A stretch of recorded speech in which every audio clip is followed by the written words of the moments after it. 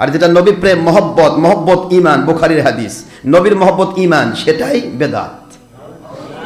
এ ধরনের উল্টাপাল্টা ফতোয়া যারা দিচ্ছেন, ঈদে মিলাদুন নবীর বিরুদ্ধে যাচ্ছেন, নবীকে আমাদের মতো বলছেন, বড় ভাইয়ের মতো বলছেন, মাটির মানুষ বলছেন, হারাম, অযথ ধারায় হারাম কাজ, যেটা হারামকে জায়েজ, জায়েজকে হারাম, সুন্নাতকে বেদাত, বেদাতকে সুন্নাত, মানে উল্টাপাল্টা পজিশন, উদুর পিন্ডি বুদুর ঘায়ে চাপে দিচ্ছেন। এই ধরনের বাতিল কোম্পানিগুলোকে আমি আমার দোয়ার মধ্যে শরিক করে থাকি।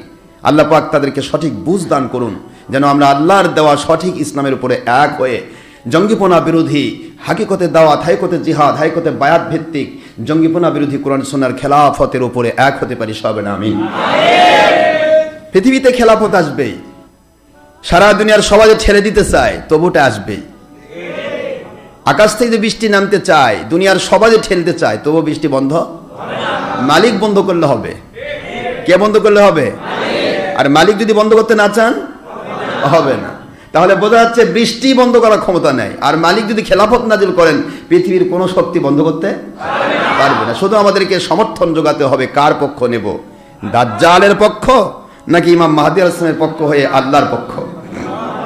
এটাই হলো মূল বিষয়। শুধুমাত্র এখানেই মূল ব্যাপার, অন্য কিছু নেই। হবেই। আমার মালিক যা করতে চাইবেন তা হবে। সূর্য উঠাতে চান পূর্ব দিক থেকে, উঠাবেন। আপনি নিতে চান আর না নেন, না নিলে, না নিতে চাইলে ঘরের কোণে লুকান। সূর্য ওঠা কি বন্ধ হবে? সবাই, সব বিজ্ঞানীদের এক জায়গায় হয়ে বলে সূর্য আজকে উঠবে না, হবে না, হবে না। কিন্তু আমার মালিক যদি বলে আজকে সূর্য উঠাবো না, কুয়াশাতে ঢেকে রাখবো, কি বলেন না? তাহলে ঢেকে থাকবে। ও কুয়াশা সরানোর ক্ষমতা। ধারা প্রথম হলো অ্যাডমিশন, বায়াত। বলুন কি কি কি?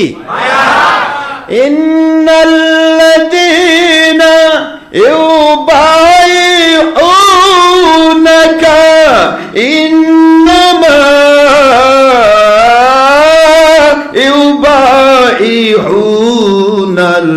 ইউবাইউনাল্লাহ। দুইটি আয়াত আল্লাহ বলেন, আমার ওই পবিত্র লৌহে মাহফুজে সংরক্ষিত ওই পবিত্র কোরআনে আপনার উপর আমি 23 বছরের জিন্দেগিতে দুনিয়াবাসীর জন্য নাজিল করলাম।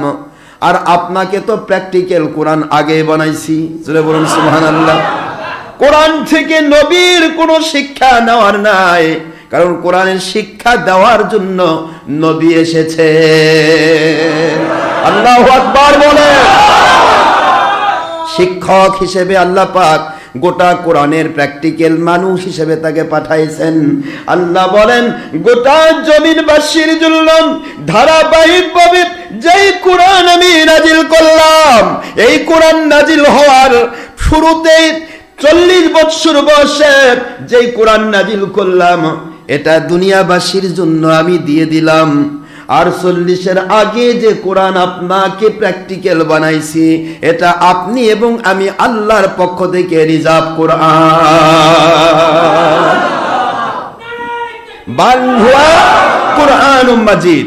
কোরআন শরীফ সংরক্ষিত আছে লাউহে মাহফুজে, কিন্তু লাউহে মাহফুজ থেকে যে কোরআন দুনিয়াবাসীর জন্য দেওয়া হলো, সেটা নবীর 40 বছর বয়সে। আর 40 বছর আগে হুজুর যখন হালিমার গৃহে ছিলেন, তখনও কোরআনের আমল করেছেন আমার আল্লাহর প্র্যাকটিক্যাল কোরআন হিসেবে। এগুলা গল্প শোনেননি? 1000 বার শুনেছেন। ডান স্তনে দুধ পান করেছেন, বাম স্তনের সাইডেও যাননি। হুজুর ডানপন্থী, যদিও কোরআন নাজিল হয়েছে 40 বছর পর। কথা বলেন না কেন? 2 বছর পর হুজুর আর দুধ পান করেননি, যদিও সে আয়াত নাজিল হলো 53 বছর পর। কিন্তু হুজুর 2 বছর পূর্বে 2 বছর বয়সে কি করলেন? দুধ পান বন্ধ করে দিলেন। জোর করে হালিমাতুস সাদিয়া দুধ পান করাতে চায়। আমার নবীজি বলেন, ওই ছোট্ট বয়সে মাসুম নবী 2 বছরের বয়সী, আলহামদুলিল্লাহি কাসীরা, আমার মালিকের লক্ষ কোটি শুকরিয়া। প্রথমে বলেছেন আল্লাহু আকবার কাবীরা, আমাকে দয়া করে বাড়াবেন না, কারণ আমি আমার আল্লাহর বরত্ব প্রকাশ করতেছি, আমার দুধ পান শেষ হয়ে গেছে। আলহামদুলিল্লাহি কাসীরা, আল্লাহর লাখো শুকরিয়া যে আমার জন্য বা গোটা জগতের পুরুষ ছেলেগুলোর জন্য যতটুকু দুধ পান করা প্রয়োজন, এই শিক্ষা আমি আমার বয়স থেকে দিয়ে দিলাম। সুবহানাল্লাহি বুকরাতাও ওয়া আসীলা। দিন রাত 24 ঘন্টা মুসলমানের কাজ হবে আল্লাহর তাসবিহ করা। যেহেতু তুমি পৃথিবীতে আসার আগেই তোমার মাতৃবক্ষে 2 বছরের দুধ আমার মালিক রিজার্ভ করে রেখেছেন। সুবহানাল্লাহ বলবেন না তুমি? হুজুর পৃথিবীতে এসে কোরআন ফলো করেছেন, ওটা 40 বছর বয়সে নাজিলকৃত কোরআন নয়, এটা প্র্যাকটিক্যাল কোরআন, আখেরি নবী।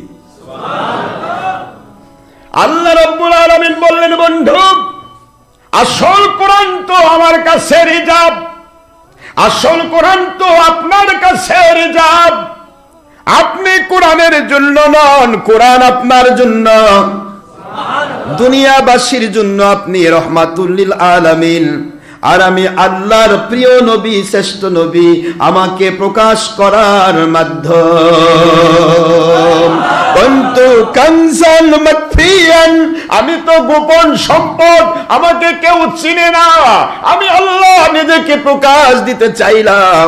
তাই তো আপনাকে আমি দয়া করে সৃষ্টির শ্রেষ্ঠ হিসেবে প্রথমে বানালাম, আপনার মাধ্যমে গোটা জগতে আমি আল্লাহ আমার বরত্ব প্রকাশ করব।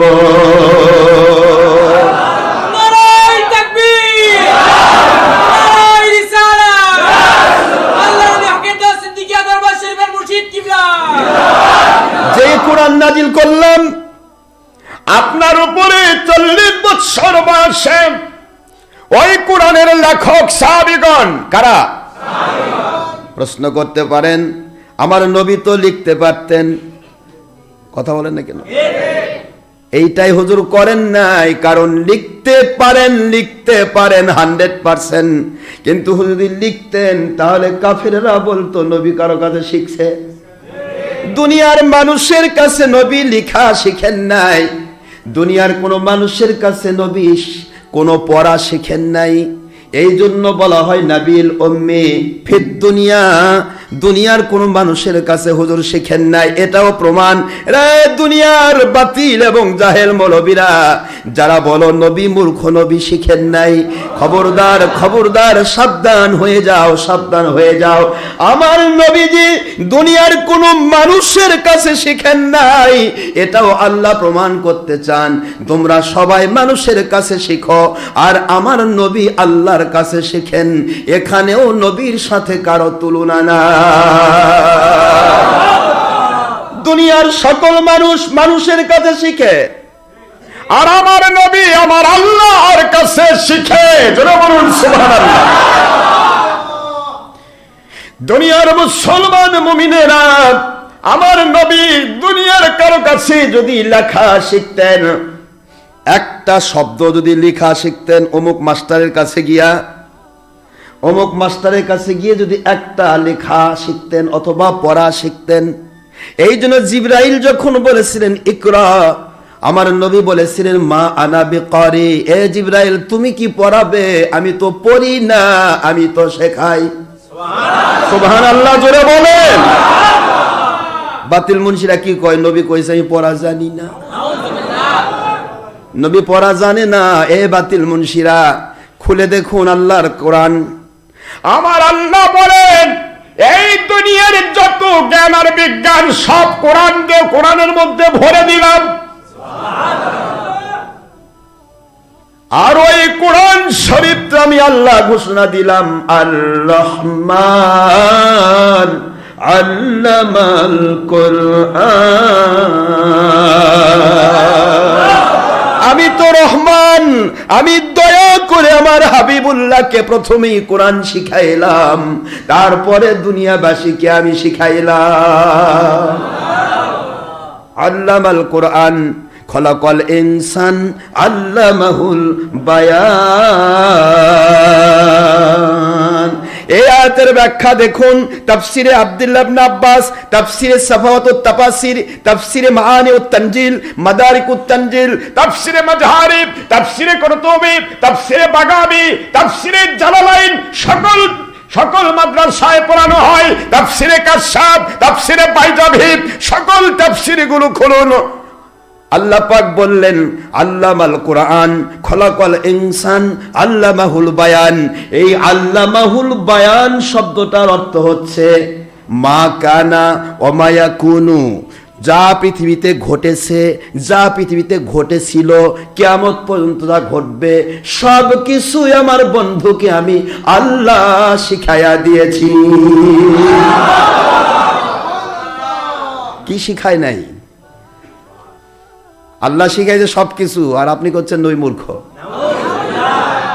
কি বড় বড় জাদ্দেল মুন্সি এক একজন, এই জাদ্দেল মুন্সিকের ভক্ত, এরা আবার জাদ্দেল ভক্ত। এদের মতো ভক্ত দুনিয়াতে নাই। আল্লাহ ধরবে কি কিয়ামতে? কে রে, নবীর সাথে তোর ওই ডের ব্যাটারি মুন্সি বড় ছিল? তোর নবীর দুশ্মনী করেছে, তুই তাকে তার কেমনে লাইকার হোস, তার কেমনে তুই সাবস্ক্রাইবার হোস, তার কেমনে তুই ভিউয়ার হোস, তার কেমনে তুই ভক্ত হোস? তুই তো আমার নবীর ভক্ত নয়, তুই তোর দলের ভক্ত। নবীর দুশ্মন দলগুলিকে নিয়ে জাহান্নামে যা, তোদের দরকার নেই। কারণ আমার নবীর মাধ্যমে আমি নিজের প্রকাশ ঘটিয়েছি, তো এই 2 নম্বর মুন্সির মাধ্যমে আমার প্রকাশ ঘটাই নাই। নবীজিকে মূর্খ বানানো হচ্ছে, বোঝে না অর্থ, বোঝে না কোনো তাফসীর। নাম মুফাসসিরে কুরআন, বুলবুলে বাংলা, তুলতুলে পাকিস্তান। মুফাসসিরে কুরআন, মুফাসসিরে কুরআন শব্দের অর্থ কি? এইটা যদি তাহকিক আর তারকিব করতে যায়, মুন্সির পিছন থেকে ঘেমে যাবে। মুফাসসিরে কুরআন। আর বাংলা জমিনে ব্যবসাও চলতেছে, তাফসিরুল কোরআন মাহফিল। যে মুন্সি তাফসিরে ত বোঝে না, তাকে বলে তাফসিরুল কোরআন মাহফিল। এই তাফসিরুল কোরআন মাহফিল অর্থ কি? কোরআনের তাফসির। কোরআনের তাফসির কে করে? 19টি জ্ঞান থাকতে হবে। তার মধ্যে প্রথম পজিশনের জ্ঞান হলো ইলমে লাদুন্নি। যদি ভুল হয়ে যায়, আল্লাহ প্রদত্ত এলকা হবে, নয়তোবা নবীজি তাকে জানাবে। এই ইলমে লাদুন্নি যার নেই, সে সরাসরি কোরআনের তাফসীর করার অধিকার রাখে না। এই জন্য হযরতে আলী রাদিয়াল্লাহু তাআলা আনহু তার জমানায় একজনকে তাফসীর করতে দেখে বলতে, তুমি কে? কয় আমি অমুক। তাফসীর করছো, তুমি কি নাসেখ মানসুখ বোঝো? কোরআনের কোন কোন আয়াতের হুকুম বাতিল হয়েছে? হাদিসের নবীজি পাক সাল্লাল্লাহু আলাইহি ওয়াসাল্লামের লাখ লাখ হাদিস, তার মধ্যে কোন হাদিসগুলির বা হুকুম বাতিল হয়েছে, এগুলি কি তুমি জানো? কয় না, জানি না। তার ঘাড় ধরে আলী রাদিয়াল্লাহু বের করে দিলেন, খবরদার, যে আমার কোরআন আল্লাহর কালামের তাফসীর করবে, তার মধ্যে নাসেখ মানসুখের জ্ঞান থাকতে হবে। কোন আয়াতটা হুকুম বাতিল হয়েছে, আয়াত কোরআনে থাকবে কিন্তু হুকুম মানা যাবে না। কোন হাদিসগুলি হাদিসের পাতা দখল করে থাকবে কিন্তু হুকুম বাতিল হয়েছে, তা বর্ণনা করা যাবে না। এগুলি যে না জানে না, সেই ব্যক্তির ওয়াজ করার অধিকার নাই। জোরে বলুন সুবহানাল্লাহ। আর আজকে ঘর ঘর মুন্সি, ওরে বাপ রে, তাফসীরুল কোরআন মাহফিল। তাফসীরের নাম করে শুধু দলের পূজা চলতেছে। কোরআন আয়াত নিয়ে দেয়, দলের নামে লাগিয়ে দেয়। এই যে আল্লাহ পাক মানুষ কতল করবার কইছে, কতল। এই জন্য ডের ব্যাটারি মুন্সিরা কই, নিজে বতল হবে, অন্য কতল করবি, জান্নাতে চলে যাবে। হায় রে কতল আলা, জঙ্গি সন্ত্রাসী, ধর্মের নামে জঙ্গিপানা, সন্ত্রাসীপানা, মানুষ খুন, দেশের ক্ষতি, জাতির ক্ষতি, ইসলামের ক্ষতি যারা করে, এরা ইসলামের নয়, এরা নবীজির নয়, এরা আল্লাহর নয়, এরা বাতিল শক্তি কাফের মুশরিকদের কাজ করছে। এরা কখনো ইসলামের নয়। কতল শব্দ কখন এসেছে? এই শব্দগুলি না বুঝতে সে মানুষকে বোঝায়, কতল করো, কতল করা বৈধ, কতল বলে করা বৈধ। আস্তাগফিরুল্লাহ। আল্লাহর হাবিবের বুখারীর হাদিসে কি করে ফেললো, ভুলে গেল।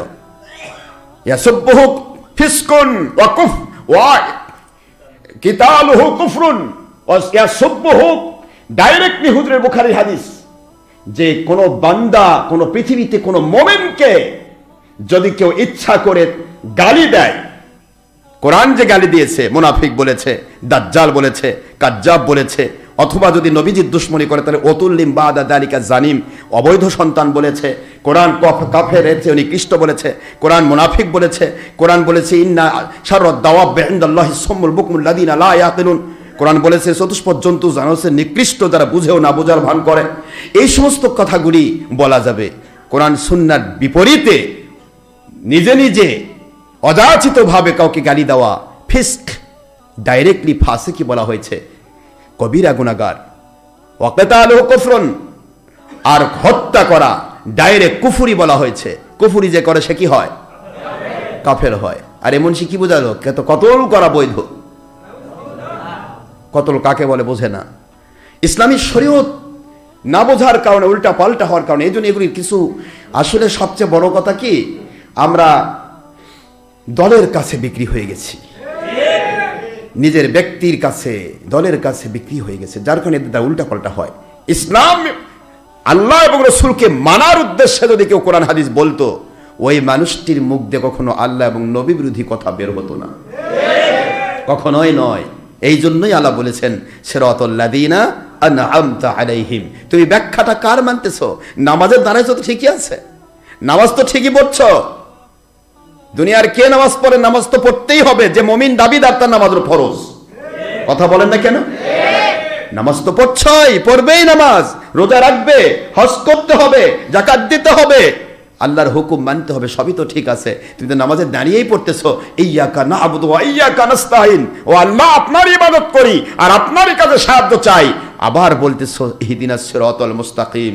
যে ব্যক্তি আল্লাহর ইবাদত করে, আল্লাহরই সাহায্য চায়, সে আবার হেদায়েত চাই কেন? সে তো হেদায়েত পেয়ে গেছে। ওয়া আনি'বুদুনি হাদা সিরাতুম মুস্তাকিম, আমি আল্লাহর ইবাদত করো, তাহলে তো সেটা সিরাতুল মুস্তাকিম হয়ে যায়। তারপরে তুমি ইবাদতও করছো, সাহায্যও চাচ্ছ, তারপরে আবার হেদায়েত চাচ্ছ কেন?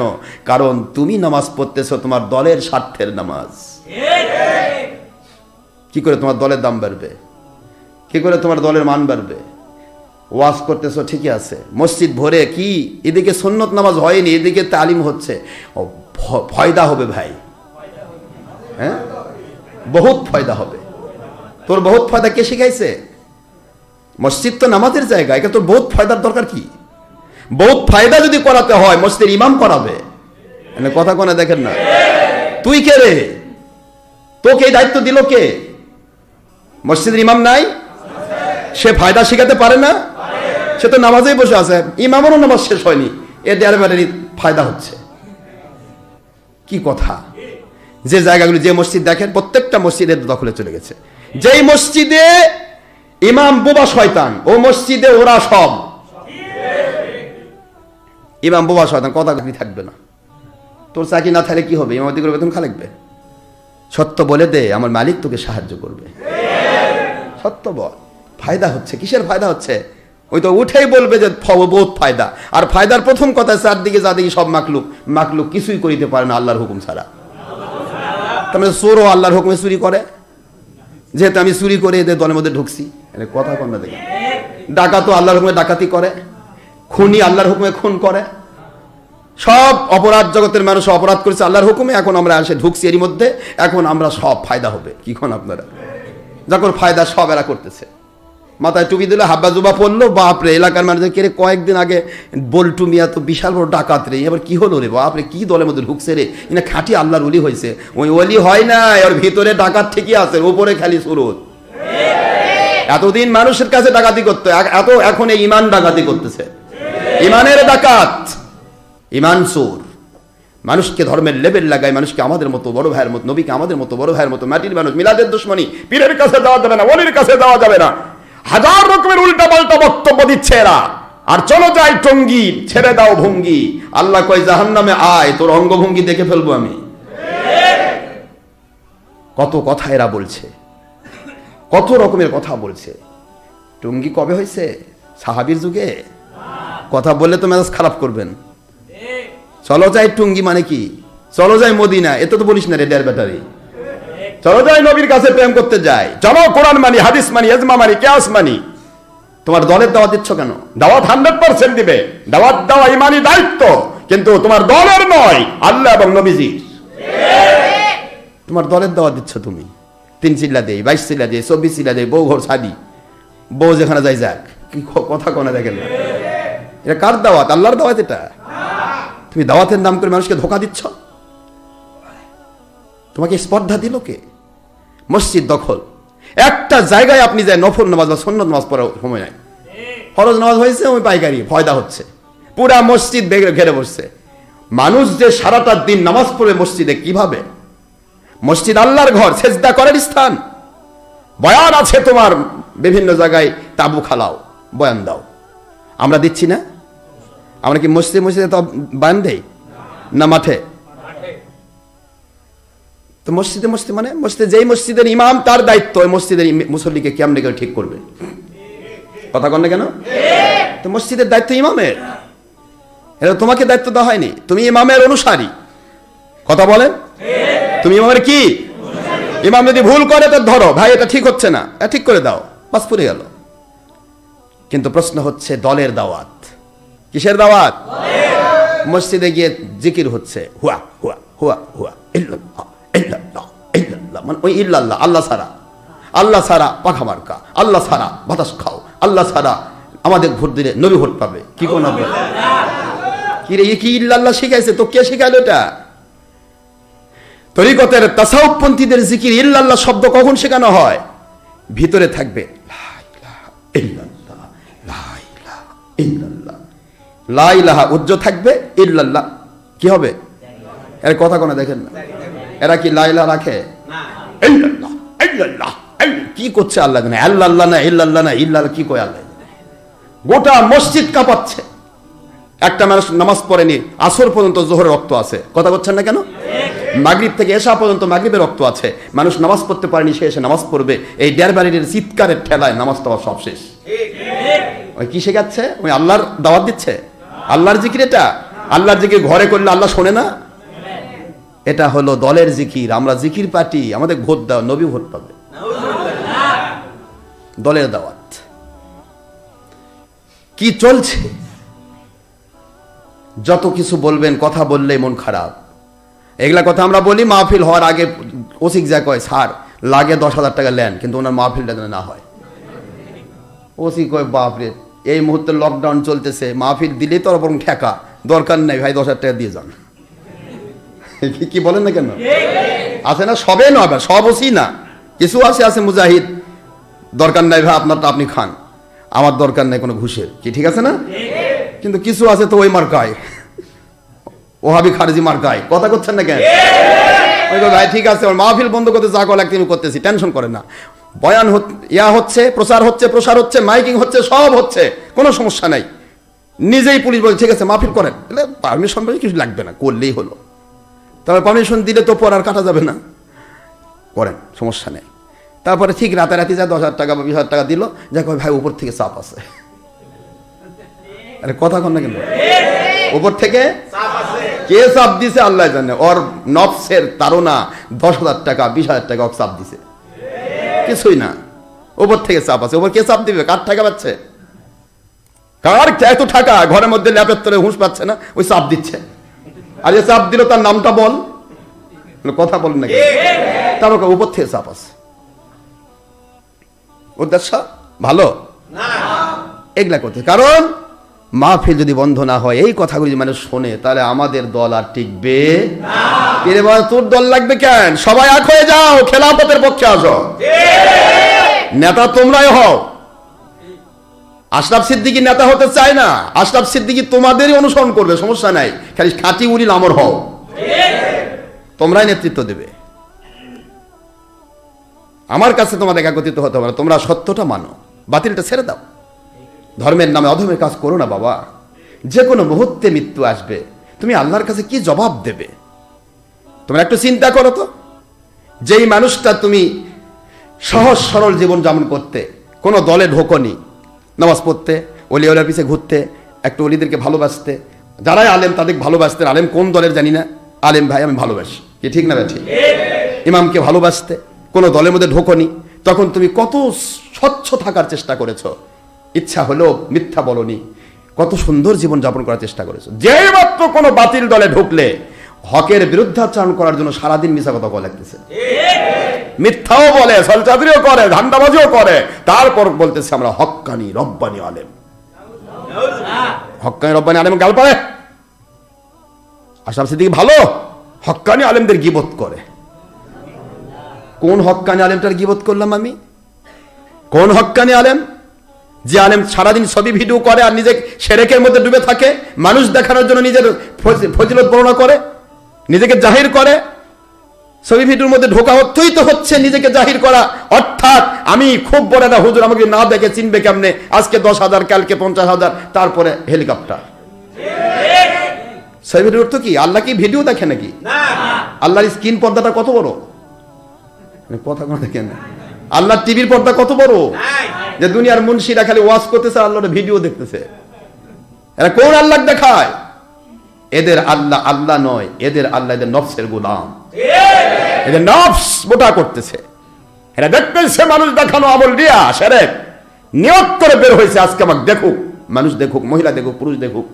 এমন মুনশির কথা বলা, এটা কি হক্কানি আলেমের বিরোধিতা? তুমি বোঝো না তুমি আলেম কাকে বলে? তুমি বোঝোই না, তুমি মিথ্যা কথা বলো। ইমামে গাজ্জালী রহমতুল্লাহ আলাইহি এক কথায় বলেছিলেন, এক জামানা বদনামে উলামায়ে সু বেহতেরাজ সাদ সালে তোয়াদ বেরিয়া। তিনি বলতেছেন, একটা মুহূর্ত কাল, একটা ঘন্টা কাল কোন উলামায়ে সু যারা হারাম হালাল উল্টা পাল্টা করে মানুষকে হারাম শিখায় ধর্মের নামে, শিরক বেদাত উল্টা পাল্টা করে মানুষকে উল্টা পাল্টা করে দেয়, কোনটা সুন কোনটা দই বুঝতে দেয় না, কোনটা ভালো কোনটা মন্দ বুঝতে দেয় না, কোনটা হক কোনটা বাতিল বুঝতে দেয় না। মানুষ বুঝতে পারত যদি হক্কানি আলেমের কাছে যেত, কিন্তু হক্কানি আলেমের কাছে যেতেই দেবে না, কারণ হক্কানি আলেমের কাছে গেলেই কবে খবরদার যাবেন না, ও ভণ্ড, ওর কাছে যাওয়া যাবে না। আগেই সিলগালা করে দিল, ভাই আপনি যা খুশি করেন, সমস্যা নেই, গুনাহ করবেন, মাফ চাইবেন, আল্লাহ মাফ করে দিবে, কিন্তু ওর কাছে যান না, ওর কাছে গেলে আপনি সব শেষ হয়ে যাবেন। যার কাছে গেলে সঠিক ইসলাম পাওয়া যাবে তার কাছে গেলে শেষ হবে। সিলগালা করে দিচ্ছে, হক্কানি আলেমের কাছে যেতেই দিচ্ছে না। এর সত্য কথা বলবেও না, বলতেও দেবে না, নিজের সুন্নত মানবে না, অন্যকে মানতে দেবে না। একটা সুন্নতি টুপি, একটা সুন্নতি জামা পরলে আল্লাহর হাবিব বলেছেন, মান তামাসসাকা বিসুন্নতি ইনদা ফাসাদি উম্মতি ফালাহু আজরু মিয়াতি শাহিদিন। যে ব্যক্তি সুন্নতের পাবন্ধ হয় শেষ জামানায়, ওদের সুন্নতের বদলা দেওয়া হবে 100 শহীদের মর্যাদা। মিশকাত শরীফের 30 পৃষ্ঠা সহ অসংখ্য হাদিস। হুজুর বলে দিলেন, আর এরা কি কয়, সুন্নত মানেও না, ক্রিটিসিজম করে, ও সুন্নত পড়ছে, সুন্নত এরা জামা পড়তে কয়, হয় এটা হলো আশরাফ সিদ্দিকীর সুন্নত, আবার কয় এটা পীরে গেরে সুন্নত। ডের বেটারি, তোর গায়ে যে পোশাক পরে আছিস, তুই একটা দলিল দিয়ে পারবি? তুই দলিলও দেওয়া পারতেছিস না, তুই নিজে সুন্নত মানবিও না, কাউকে মানতেও দিবি না। তুই বল যে ভাই ওটা সুন্নত, ভাই মানে আমরা হয়তো অত দূর মানতে পারতেছি না, তাহলে তো হয়ে যায়। সুন্নতকে অস্বীকার করে, সে নিজে মানে না, এই জন্য চিন্তা করতে পারেন, সে নিজে মানে না সুন্নত, যার কারণে অন্য সুন্নত মানতে, সে সুন্নতকে মানতে দিতে চায় না, মানুষকে ক্রিটিসিজম করে। এ একবারও চিনলো না, জানলো না, মূর্খ এবং বেঈমান। ইহানাতুস সুন্নতে কুফরুন, সুন্নতকে যে অস্বীকার করে, সকল আকায়েদের কিতাব একমত, আকায়েদে দেওবন্দ, আকায়েদে ফিকুল আকবর, আকায়েদে নাসফি, সকল আকায়েদের কিতাব একমত, ইহানাতুস সুন্নতে কুফরুন। সুন্নত মানতে পারলে আলহামদুলিল্লাহ, যদি নাও মানতে চায় স্বীকৃতি দিতে হবে, কিন্তু যদি ইহানত করে, অস্বীকার করে, তুচ্ছ তাচ্ছিল্য করে, সে কাফের হবে। একটা সুন্নতকে সে ইহানত করছে, সে মানছে না।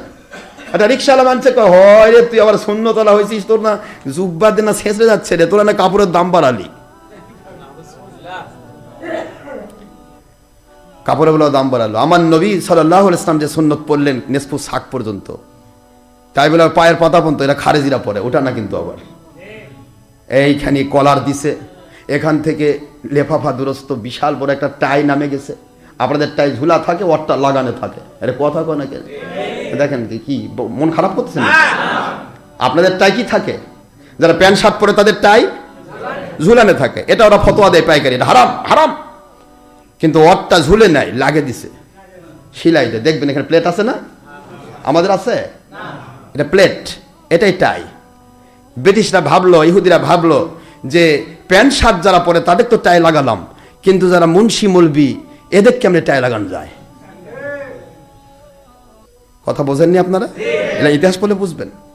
এরা কি সুন্দর করে কলার লাগালো। কেরে কোন জামাতে আমার নবীজি পাক সাল্লাল্লাহু আলাইহি ওয়াসাল্লাম কোন জামাতে কলার ছিল তোরা জানিস না? হুজুরের পোশাকটা ছিল কমপ্লিটলি মৃত ব্যক্তি যে পোশাক দেওয়া হয়, সেম এই পোশাক। সুবহানাল্লাহ। মৃত ব্যক্তির কি টাই আলা না? অবশ্যই এখানে একটা কলার আছে। কিটা? শুধুমাত্র একটা গুটলি থাকতো, হুজুর আটকানে দিত, কোনো আটকানো থাকতো না, কোনো খোলা থাকতো, এখানে কাটা থাকতো, এখানে হুজুর ইয়াতে। এটাই সহিহ হাদিসের ইবারত। সেই হুজুর এটা পড়েছেন, কোনোদিন কলার ছিল না, এখন ওই কলার লাগাইছে, মানে শার্ট থেকে কলার উৎপত্তি। যারা শার্ট পরে তারা তো শার্ট পরছে, সেটা তো আলাদা। কিন্তু তুমি জামা জুব্বা পরেছো, এর মধ্যে কেমন হলো? এর মধ্যে আবার কলার লাগাই দিল, এক থেকে কলার লাগাইছে, এখান থেকে টাই ঝুলে গেল, এখানে সুন্দর করে সেলাই লাগিয়ে দিল, তারপরে এদিক থেকে পড়ে গেছে, একবার পায়ের পাতা ছিঁচড়ে যাচ্ছে, আছে না এরকম, ছিঁচড়ে যাচ্ছে, মনে হয় যে আপনার। তারপর আবার এই মাঝখানে একটু ফজিলত, একটু ফাটায় আবার মাঝখানে, না ফাটালে আবার বুঝবে কেন, ওয়ান কাইন্ড অফ খারেজি কিনে কোনো এটা আমি একটা খারেজি পোশাক, এটা তো সুন্নত হওয়া যাবে না। আমার নবীজির পোশাক কখনো কাটা ছিল না। সাধারণ মানুষ ভুল করবে, হাজার মানুষ সাধারণ জানে না ভুল করছে, যারা জানে তারা ভুল করবে না, ঠিক না বা ঠিক? কিন্তু এই যে হুজুরের কাটা ছিল না, আপনি আমরা সাধারণ যারা আপনারা সাধারণ মানুষ পড়ছেন জানেন না, যা ইচ্ছা তাই করছেন, কিন্তু এটাকে সুন্নত বলতেছেন না, বা অন্য সুন্নতকে অস্বীকারও করছেন না, কি বলেন? কিন্তু এরা ওর 2 নম্বরই ওটার জন্য হক্কানি আলেম ওলিয়া আউলিয়া যে সুন্নত পালন করে ওই সুন্নতটাকেও তারা ইহানত করছে, তুচ্ছ করতেছে।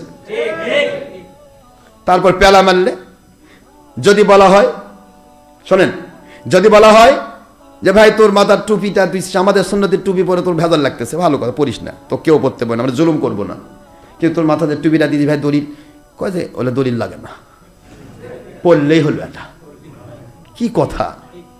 পড়লেই হলো? তাহলে আল্লাহর কথা কি সব উল্টা নাকি? বুরহানাকুম ইন কুনতুম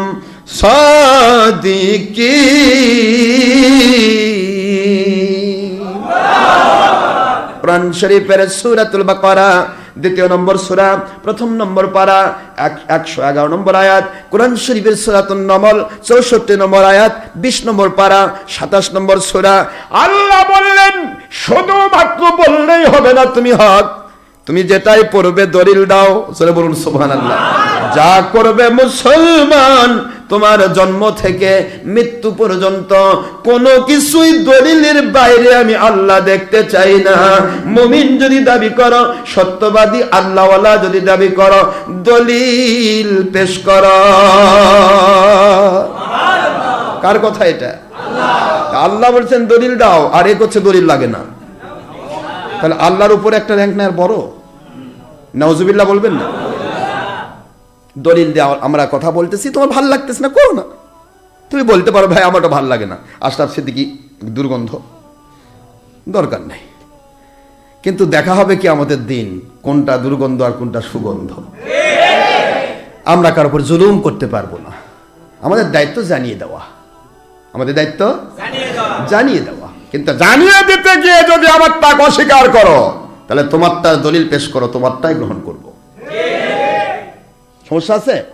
যেহেতু আল্লাহ দলিল দিতে বলেছে, তুমি টুপি পরতেছ, তোমার টুপিটা তোমার দলের টুপি, তোমার দলের মুরব্বী জিজ্ঞাসা করো, খালি জিজ্ঞাসা করো হুজুর এই টুপিটা কি দলিল আছে, তাহলে মুরব্বীও আমতা আমতা শুরু করবে, পারবে না দলিল দিতে। ও কবে যে টুপি হলেই হলো, এই লাগে থাকলেই হলো, কথা বোঝেননি? কিন্তু হুজুর কোন টুপিটা পরেছেন তার কি আসলেই দলিল নাই? লাস্টে গিয়ে কয় কি জানেন, যে ওহাবি যেগুলা, এবার তোমার শায়েক গোষ্ঠী যেগুলা, টিভি আলা মুন্সি, এরা কয় যে পোশাকের অত দলিল লাগে না।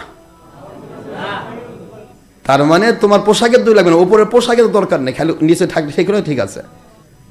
তাহলে নিচে ঠিক আছে, একটা ছাগল যদি কয় আমি বাঘ, তাহলে হয়ে যাবে না? ওর উপরেরটা ছাগল, মানে কথা কোনো দেখেন না, উপরেরটা ছাগল হয় ওই এক লেগে বাঘ হবে। ওপর যে বাঘের মতো হয় তাহলে বিড়াল না হয় বলতে পারে আমি বাঘের মাসি, ওটা বড় আমি ছোট, আমি বাঘের মাসি, চেহারা ঠিক আছে।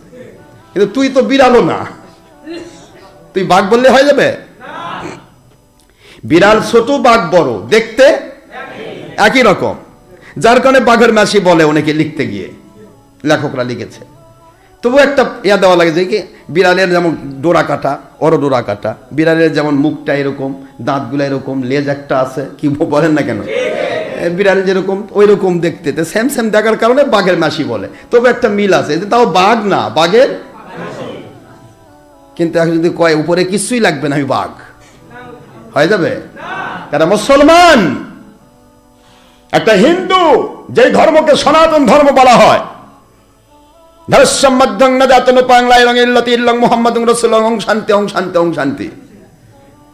পৃথিবীতে আখেরাতে কবরে হাসরে সব জায়গায় যদি বাঁচতে চাও, যা কিছুই করো তোমরা লা ইলাহা ইল্লাল্লাহ মুহাম্মাদুর রাসূলুল্লাহ পড়ো। জোরে বলুন সুবহানাল্লাহ।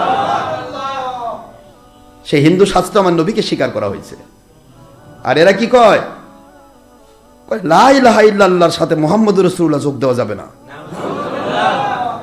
তুই না হিন্দুর চেয়েও খারাপ রে, হিন্দু তো স্বীকার করে মোহাম্মদ সাল্লাল্লাহু আলাইহি ওয়াসাল্লাম কলির কলকি, ঠিক আছে, তো হিন্দুর চেয়েও খারাপ তো রাখি দা। কলেমার মধ্যে মুহাম্মদ রাসূলুল্লাহ রাখা যাবে না, আস্তাগফিরুল্লাহ, নাউযুবিল্লাহ। কত উল্টাপাল্টা করছে। সুন্নত লাগবে না, হলেই হলো। একই ব্যক্তি লিখে যাচ্ছে ছবি চলবে না, ভাস্কর্য চলবে না, চলবে না, হারাম, শিরক, ধ্বংসের কারণ লিখে যাচ্ছে। ওই একই ব্যক্তি যখন টিভির মধ্যে পোস্ট দিচ্ছে, বলা ভাই টিভি, কয় না এটা টিভি চলবে, এই যুগে চলবে। তো ওটা কি টিভি? কি এটা? তোর কোন নবীর সুন্নাত? তোরা তো বলি যে যেটাই নবী করেনি সেটাই বেদাত। নবী কবে টিভি করলো? এদের প্রশ্ন কি? এদের বলা হয় ভাই আপনি এটা করেন না, কয় নবী করেনি তাই করি না, কয় না নবী বলেনি তাই করেন, নবী করেনি তাই করেন, নবী এটা করেনি, মানে ও আরো চাপায় আলাদা। যেই মাত্র বলবে ভাই তোর টিভি, কয় এটা লাগে না, এ যুগে লাগবে, এ যুগে চলবে, জরুরত। বাবা, জরুরত কাকে বলে? জরুরত মানে প্রয়োজন। বাবা জরুরত মানে কি? মন খারাপ করছেন আপনারা? জরুরত মানে কি? প্রয়োজনে হারাম খাওয়া যাবে না। ঠিক আছে, আপনার বাড়িতে খাবার নেই আজকে, পাশের বাড়ি খোলা আছে, ঢুকবেন, ডয়ারটা খুলবেন, 5 লাখ টাকা চুরি করে নিয়ে আসবেন, বাড়িতে খাবেন বসে থাকে। হ্যাঁ, নাউজুবিল্লাহ, চলবে এটা? কেন? জরুরত তো, আর টাকার জরুরত না, বাড়িতে খাবার নেই, কি জরুরত না? বলেন না, কথা বলছেন না কেন? এটা জরুরত দেখাচ্ছে। কি বড় হুজুর! আমার আল্লাহ কয় আমি আল্লাহর হুকুম রসুলের সুন্নাহর বাহিরে আর কোনো জরুরত নাই, সব জরুরত আমি পূরণ করে দিয়েছি। আমি সব জরুরত পূরণ করেছি, এমন কোনো জায়গা নাই। আল-ইয়াউমা আকমালতু লাকুম দীনাকুম ওয়া আতমামতু আলাইকুম নি'মাতি ওয়া রাদিতু লাকুমুল ইসলাম দীনা।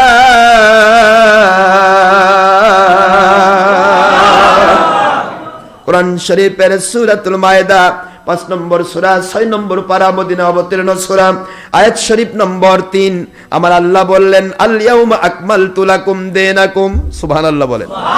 আজকের দিন থেকে আমি তোমাদের সমস্ত দিনের কার্যক্রমগুলি পরিপূর্ণ করলাম। তোমার চলার পথে পোশাক পরিচ্ছদ থেকে শুরু করে তোমার জীবন চলার পথে মৃত্যু পর্যন্ত যা যা প্রয়োজন হবে কিয়ামত পর্যন্ত আল্লাহ বলেন আমি আল্লাহ এবং আমার দিন চলবে। আখেরি নবী, তিনি শেষ নবী, আখেরি নবী, কিয়ামত পর্যন্ত তার হালাল হারাম চলবে। এইভাবে আল্লাহ বললেন আল ইয়াউমা, আজকের এই পবিত্র দিন, আরাফার দিন, বিদায় হজের দিন, আমার নবীজির উপরে আমার দেওয়া দিনকে আমি পরিপূর্ণ করে দিলাম। আল ইয়াউমা আকমালতু লাকুম দীনাকুম ওয়া আতমামতু আলাইকুম নি'মাতি। আমার পক্ষ থেকে যত নিয়ামতের দরকার ছিল সমস্ত নিয়ামত দিয়ে আমি আল্লাহ পরিপূর্ণ করে দিলাম। ওয়ারাদিতু লাকুমুল ইসলাম দীনা।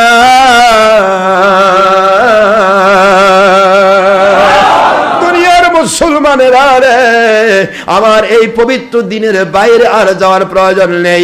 ইহুদিকে মানতে হবে না, খ্রিস্টানকে মানতে হবে না, নন মুসলিমকে মানতে হবে না, হিন্দু মুশরিক বা অন্য কাউকে মানা লাগবে না, বৌদ্ধকে মানতে হবে না, কাফের মুশরিকের নিয়ম কানুন মানতে হবে না, মানা যাবে না।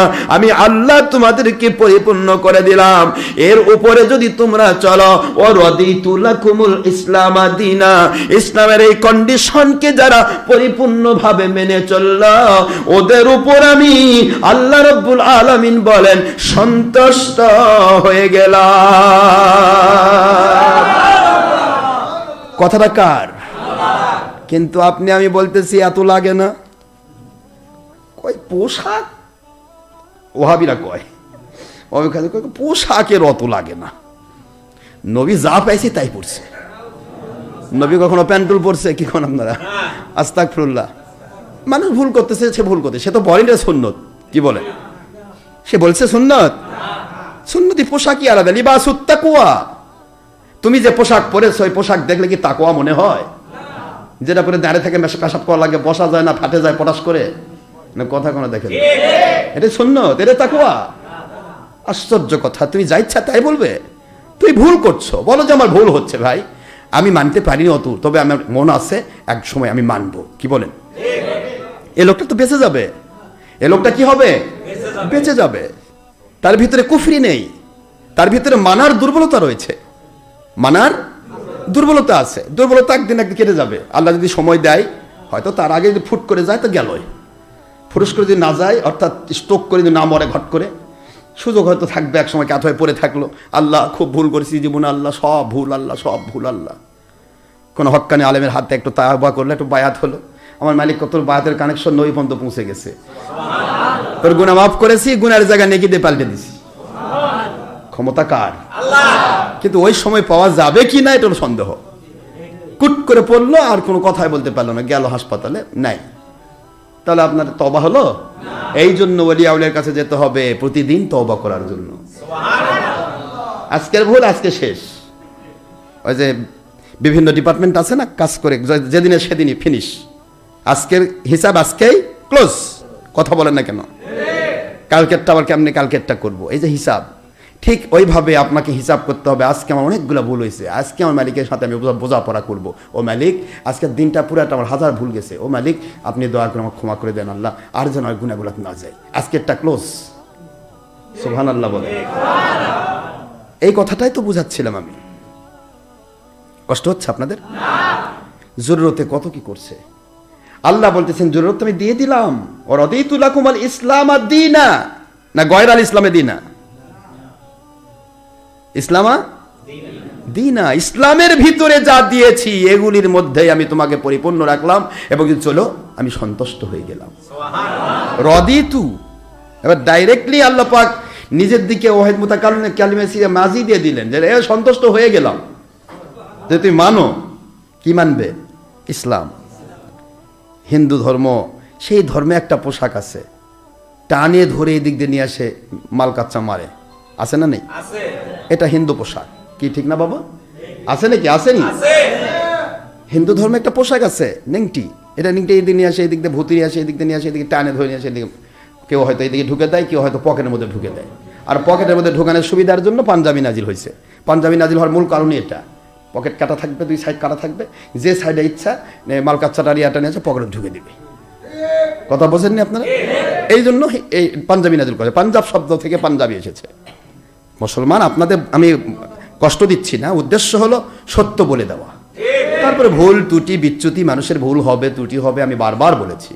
সত্যবাদী আল্লাহওয়ালাদের কাছে যাবে, সে সংশোধন হবে। কেন আল্লাহ বলেন কুনু মা'আস সাদিকিন, সত্যবাদী আল্লাহওয়ালার সাথে হও? কেন বললেন? কারণ তোমার মধ্যে ভুল থাকতে পারে, আল্লাহওয়ালার ভুল থাকবে না, তার কাছে গিয়ে তুমি সংশোধন করে ফেলো। জোরে বলুন আল্লাহওয়ালার আল্লাহকে মানার মতো মেনে জান্নাতে যাবে, তুমিও আল্লাহকে মানার মতো মেনে জান্নাতি হতে পারবে। এই জন্য আল্লাহওয়ালাদের সাথে সাথী হতে বলেছে আল্লাহ। অযথাই বলেন নাই বাবা, অযথাই বলেন নাই। কথাগুলি সবসময় বোঝার চেষ্টা করবেন। আমার কথা কখনো মানে ভিতরে কোনো গোলক ধাঁধায় পড়বেন না, অথবা বক্রতা নিয়ে শুনবেন না। দলের স্বার্থের গিরা মারবেন, 1 গিরা 4 গিরা 22 গিরা মারে দিয়ে বসে থাকবেন আর করবেন যে যা কই কোক আমি শুনতে পাচ্ছি না। তাহলে কোনোদিন হেদায়েত হবেন না বাবা। আপনার দল থাক না, আপনার দলের আমি বিরোধী নই। আপনার দলও যদি আল্লাহ এবং রাসূলকে মেনে নেয়, সে হকের উপর থাকবে, সে জান্নাতি হবে। আল্লাহ এবং রাসূলকে যদি মেনে না নেয়, আশরাফ সিদ্দিকী কেন আশরাফ 14 গোষ্ঠীও বাঁচবে না, জাহান্নামে যাবে। এটাই ইসলাম বাবা। ইসলামে কোনো ছলচাতুরি নেই, এখানে জুয়া খেলা খেলি নেই, যা ইচ্ছা তাই করবো আর ফালতে জান্নাতে যাব, এরকম কোনো ব্যাপার ইসলামে নেই। ইসলাম একটি শব্দ, যার মধ্যে শান্তি আছে, অশান্তি নেই। মানলেই শান্তি, না মানলেই অশান্তি। মানলেই, না মানলেই, কারণ মানলে শান্তি কেন? রাদিতু লাকুমুল ইসলাম দীনা, আমি তোমাদের ইসলামের উপরে সন্তুষ্ট হলাম। আল্লাহ যেখানে সন্তুষ্ট, শান্তির মালিক কে বাবা?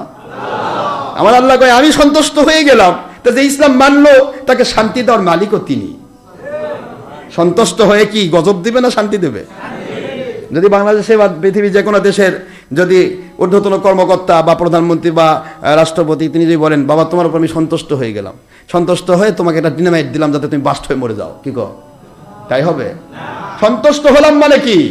তুমি যা চাইবে তাই পাবে। মালিক সন্তুষ্ট হয়েছেন, আল্লাহ সার্টিফিকেট দিয়েছেন, রাদিতু লাকুমুল ইসলামা দীনা, আমি তোমাদের ইসলামের উপরে দিন হিসেবে সন্তুষ্ট হয়ে গেলাম। আর সন্তুষ্ট যখনই হলো তখনই তার অশান্তি থাকবে না, আমার মালিক শান্তিতে আপনাকে ভরে দেবে। তাহলে আমাদের যত অশান্তি আসতেছে সব আমাদের কারণে, আমরা ইসলামকে মানার মতো মানছি না, আল্লাহ পাক সন্তুষ্ট হচ্ছেন না। ঠিক আছে বাবা? আল্লাহ যদি সন্তুষ্ট হয়ে থাকেন তাহলে অবশ্যই আমরা অশান্তিতে ভুগবো না। রিক্সা চালিয়ে খাইলেও মনের মধ্যে শান্তি বিরাজ করবে।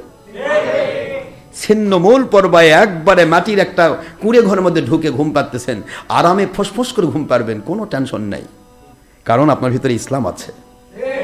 ইসলাম নাই, 22 তলা বিল্ডিং এর ভিতরে থাকেন, সেটা তো নিয়ন্ত্রিত নয়, গরম নয় ঠান্ডা, কি বলেন না কেন?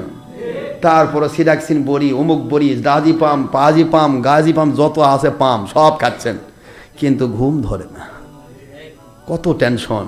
আমার অমুক স্ট্যান্ডার্ড চার্টার্ড ব্যাংকে এত কোটি টাকা আছে, কে খাবে? ওখানে গেলে এটা বোধহয় কখন বোধহয় কে ডাকাতি করে, ওটা গেলে ওই সম্পদগুলো বোধহয় কে খায়, এই চিন্তা করতে করতে গোটা রাতের মনে করেন যে 12 ঘন্টার রাত, তার মধ্যে হয়তো 10 ঘন্টা চিন্তা করতে করতে গেছে। লাস্টে গিয়ে 2 ঘন্টা একটু ঘুমাবার ছেড়ে, তার মধ্যে তো আবার অন্য রকমের চিন্তা আসলো, কেমনে অফিসে যাব, কেমনে এখানে যাব, কেমনে সেখানে যাব, কি করব, হাজার চিন্তা। কি কথা ঠিক না বাবা? আর যদি ইসলাম আপনার ভিতরে থাকে, আপনি টাকাওয়ালা হন আর টাকা নাই থাক, শান্তি ঢেলে দেওয়ার মালিক আল্লাহ। কথা কি বুঝতে পেরেছেন? শান্তি ঢেলে দেওয়ার মালিক কে? টাকা নেই তা কি হয়েছে? শান্তি আছে। আল্লাহর ওলি কখনোই জরুরতকে সামনে রেখে কোন হারামকে জায়েজ বলে সেটা প্রচার করে না, করে না, করে না। হক্কানি আলেম তা করবে না। হঠাৎ করে 3 দিন না খেয়ে আছে, লুকে চুপে একটু চিন্তা করলো যে 3 দিন না খেয়ে আছি, 3 দিন না খেয়ে থাকার পরে তো একটা হারাম জিনিস তখন মুবাহ হয়ে যায়, হালাল না, কি হয়ে যায়? মুবাহ হয়ে যায়। হালাল বলা যাবে না, হারাম কখনো হালাল হবে না, নবীর দেওয়া হারাম হারামই থাকবে। মুবাহ হয়ে যায় মানে আল্লাহ ধরবেন না, বলবেন যে তুই তো না খায়ে মরে যাওয়া চাইতে ওইটুকু খাইছিস, যা আমি তোকে মাফ করে দিলাম।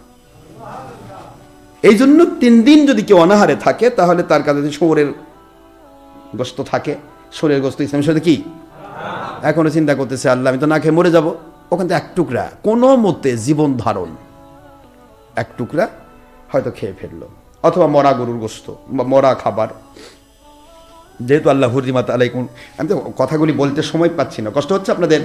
সময় চলে যাচ্ছে, আমি আপনাদের দীর্ঘক্ষণ সময় দেব না, শুধু এইটুকু বলতে চাই যে আমরা ইসলামটাকে মানার মতো মানি। আল্লাহ নবীজিকে বললেন যে বন্ধু আপনার সাহাবায়ে কেরাম কোরআন লিখতেছেন, মনে আছে? আমি ওখান থেকে কিন্তু এত দূর চলে এসেছি, কথাগুলি আমাকে আটে নিয়ে আসতে 4 ঘন্টা লাগে। স্বাভাবিকভাবে মাহফিল করতে গেলে আমার এই কথাগুলি হয়, একটা কথা তুলেছি ওটা কমপ্লিট আটিয়ে নিয়ে আসতে 4-5 ঘন্টা লাগবে, তাহলে ফুল মেকআপ হয়ে যাবে। কিন্তু ওটা না পাইলে কিছু ওই ডালপালা উল্টাপাল্টা হয়ে থাকবে, কথা বলা খুব সময় লাগে। তো মূল বিষয় হচ্ছে যে যেটা বলতে চাচ্ছিলাম, সাহাবাই কেরামকে আল্লাহ বলতেছেন নবীজিকে যে আপনার কাছে যে সাহাবীরা তারা তো ডাইরেক্ট কোরআন নাজিল হওয়া দেখতেছে, কি দেখতেছে না? নাজিল হওয়া দেখতেছেন, লিখতেছেন। হুজুর লিখলেন না, কারণ হুজুর দুনিয়ার কার কাছে লেখা শিখেছেন, একটা অক্ষর বা একটা পড়া শিখেছেন, তাহলেই হবে কি ওই লোকটা সারা জীবন বলবে আমি নবীজিকে শিখাইছি। ওস্তাদ বড় না ছাত্র বড়? কথা কোন না কেন? আমার নবীর র্যাঙ্কটা ছোট হয়ে গেল, কথা বোঝেননি বাবারা? আমার নবী যে সকল সৃষ্টির শ্রেষ্ঠ, নবী রসুলেরও শ্রেষ্ঠ, এই শ্রেষ্ঠত্বটা থাকলো ওর বাপ বলবে, ও বলবে, ওর ছেলে বলবে আমার বাপের কাছে শিখছে, ছেলের নাতি বলবে আমার দাদার কাছে শিখেছে। দেখছো আমার কোন বংশের বারো জানিস? আমার দাদার কাছে নবী শিখেছে। কথা বোঝেননি বাবারা? এরপরে বংশ পরম্পরায় আজকে 1450 বছর পর এখনকার ডের ব্যাটারি হলে বলবে আরে তুই জানিস আমার কত দাম, আমার বংশের পূর্বপুরুষের উপর কাছে আখেরি নবী শিখছে। পৃথিবীর কেউ আমার নবীকে শিখাক এটা আমার আল্লাহ চান, কারণ আল্লাহর পরে নবীজি পাক সাল্লাল্লাহু আলাইহি ওয়াসাল্লাম ছাড়া আর কেউ শ্রেষ্ঠ নেই। যার কারণে আমার আল্লাহ বলেন, ও believers of this world, this notice only for believers, not for disbelievers or non-Muslims who study this world, if a male or female, young or adult or student. It's my open challenge that speaking of our great Rasul Muhammad sallallahu alaihi wasallam, as well as the light is speaking of our Allah. It's maybe wahi mattu, that means Quran Sharif, or it's maybe wahi ghair mattu, that means Hadith Sharif. It's speaking of Allah. Allah speaking, he is an exceptional person and highest educated from Allah without all masters in this world. and he is an exceptional and ideal master of all great scientists, all Nabi Rasul from foundation to the judgment, no doubt. He is an exceptional master. He is an exceptional student of your Allah, and your Allah is an exceptional master of your Rasul. My Allah speaking at Sharif number 3 and 4 and 5 in Surah An-Najm at the part of 27, Surah number 53 in Quran Sharif Makkiyah. My Allah speaking, وَمَا يَنْتِقُ عَنِ الْهَوَىٰ إِنْ هُوَ إِلَّا وَحْيٌ يُوحَىٰ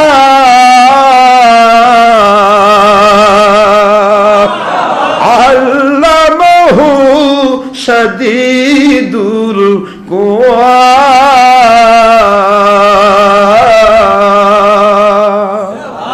আল্লাহ বলেন আমার নবীজিকে দুনিয়ার কে শিখাবে? কাউকে তো আমার নবীর শিক্ষক আমি বানাতে চাই না, জোরে বলুন সুবহানাল্লাহ। কাউকে আমি নবীদের শিক্ষক বানাতে চাই না, যার কারণে জিবরিল যখন বলেছিলেন ইকরা, কি জিবরাইল কি নবীর ওস্তাদ হতে চায়? আমার আল্লাহ বলেন নবী গো আপনি বলে দেন আমি পাঠক নই, আমি শিক্ষক। মা নবী করি জিবরাইল, আমি তো পাঠক নই। করি মানে কি? পাঠকারী। মা না মানে আমি নই, বিকারি আমি পাঠকারী। উজ্জ আছে আনা মুআল্লিম, বইস্তুলি, সুবহানাল্লাহ বলেন। বইস্তু আমি প্রেরিত হয়েছি, মুআল্লিমা।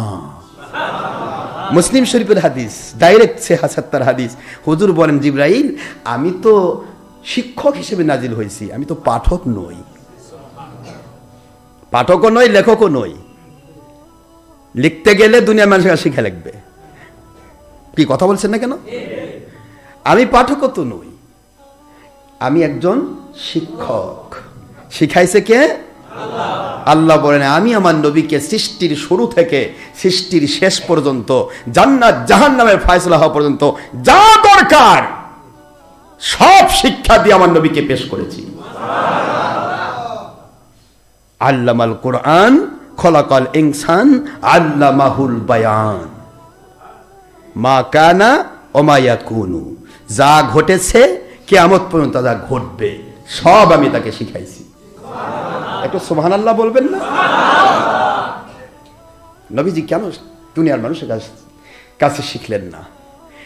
এই জন্য আল্লাহ রাব্বুল আলামিন বললেন আয় আমার বন্ধু আপনার সাহাবায়ে কেরাম লেখক, কাতেবে ওহী, কাতেবে ওহী তারা লিখেছে, হাফেজে কোরআন, কোরআনও তারা মুখস্থ করেছে।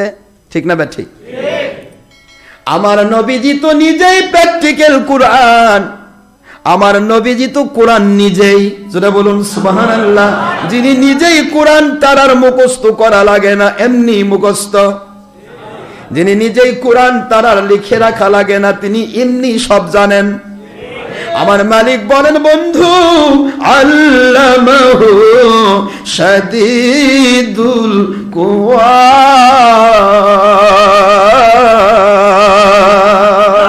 আমি আল্লাহ রাব্বুল আলামিন সৃষ্টির শুরু থেকে সৃষ্টির শেষ পর্যন্ত যত রকমের শিক্ষার প্রয়োজন সকল শিক্ষা আপনাকে দিয়া নবীদের নবী, রসুলের রসুল, ওস্তাদের ওস্তাদ, সকল শিক্ষকের শিক্ষক বানায়া আমি আল্লাহ জমিনে আপনাকে প্রেরণ করলাম। একটি বাত কথায় প্রমাণিত হবে, শিক্ষার দিক থেকেও আমার নবী দুনিয়ার কারো মতো নয়। শিক্ষার দিক থেকেও নবী কারো মতো, কারণ নবীর শিক্ষক ডাইরেক্ট আল্লামাহু শাদীদুল কুওয়া। জিবরাইল, আমার আল্লাহ বললেন জিবরাইল আমার নবীকে ইকরা বলা হচ্ছে। ইকরা বিসমি রাব্বিকাল্লাযী খলাক, আমার নবী তিনবারই উত্তর দিলেন মা আনা বিকারি। আমার পৃথিবীর অন্য ভাইরা, বাতিল ফেরকার ভাইরা প্রমাণ করতেছে মা আনা বিকারি মানে আমি পড়া জানি না। কথা বলেন না কেন? মা আনা বিকারি আমি পড়া, অত কত বলা লাগবে কেন? হুজুর বলতে পারতেন লা আলাম, আমি জানি না। কথা দেখেন হুজুর তা বলে মা আনা বিকারি। জিবরাইল আমি তো পাঠক নই, আমি শিক্ষক। কোরআন কি পাঠ করবো? কোরআন তো আমার আল্লাহ ডাইরেক্ট আমাকে বানাই পাঠাইছেন। আমি তো প্র্যাকটিক্যাল কোরআন, কোরআন থিওরিক্যাল কেতাব, আর এই কেতাবের পুরা প্র্যাকটিক্যাল পজিশনটা আমার ভিতর। বুখারীর হাদিস খুলে দেখো, খুলুকুহুল কোরআন, আমার নবীজির পুরা চরিত্রটাই কোরআন। আর আমার জিবরিল, আমার নবীজি বলছে মা নবী কারিম, আমি পাঠক নই। উজ্জ আছে তিনি শিক্ষক, কিন্তু বলছেন না কারণ তিনি অহংকারী নন। জোরে বলুন সুবহানাল্লাহ। আমার জিবরিল, আমার নবীজিকে তুমি একবার কোলাকুলি করে মহব্বত দেখাও, আমার নবী এমনি কোরআন পড়বে। মহব্বত কাকে বলা হয়? শুরু হয়ে গেল কোলাকুলির ভিতরে মহব্বত পড়া হয়। আল্লাহুম্মা জিদ মুহাব্বাতান লিল্লাহি ওয়া রাসূলি সুবহানাল্লাহ। ও মালিক, মহব্বত আমাদের ভিতরে পয়দা করে দিন। আয় আমার জিবরিল আমিন, প্রথমে কোলাকুলি করে আপনি নবীজির সাথে একটু কোলাকুলি করেন, একটু কোলাকুলির বিধান চালু করেন। আমার নবী আপনাকে মহব্বতের মানুষ, মহব্বতের ফেরেশতা হিসেবে গ্রহণ করে নেবেন। মহব্বত যখন হয়ে যায় তখন নবীকে আর পড়তে বলার প্রয়োজন হবে না, আমার নবী এমনি পড়া শুরু করবে। ইকরা বিসমি রাব্বিকাল্লাযী খলাক, খলাকাল ইনসানা মিন আলাক, ইকরা ওয়া রাব্বুকাল আকরাম আল্লাযী আল্লামা বিল কলম। সুবহানাল্লাহ বলেন। আমার আল্লাহ বুঝাইলেন জিবরিল, আমার নবী কেমন করে তোমার কাছ থেকে, তোমার কাছে পাঠকের ভূমিকা পালন করবে। কারণ যেই কথা তুমি বলছো আল্লামা বিল কলম, কলম দিয়ে আল্লাহ শিক্ষা দেন। ওই কলম দিয়ে শিক্ষা দেওয়ার আগে আমার নবীকে আমি আল্লাহ সৃষ্টি করেছি। কারণ আমার নবীকে যখন সৃষ্টি করেছি নবী হিসাবে, শিক্ষক হিসাবে, তখন কলম তৈরি হয় নাই, লৌহে মাহফুজ তৈরি হয় নাই। লা লৌহুন ওয়ালা কলামুন ওয়ালা আরদুন ওয়ালা সামাউন ওয়ালা আরশুন ওয়ালা জাবালুন ওয়ালা জিন্নিয়ুন ওয়ালা ইনসিয়ুন। দুনিয়ার আসমান জমিন, চন্দ্র সূর্য, লৌহ কলম, লৌহে মাহফুজ কিছুই তো সৃষ্টি হয় নাই। তখন আমার বন্ধুকে আমি আল্লাহ পাক শিক্ষক, নবীদের নবী হিসাবে তৈরি করেছি।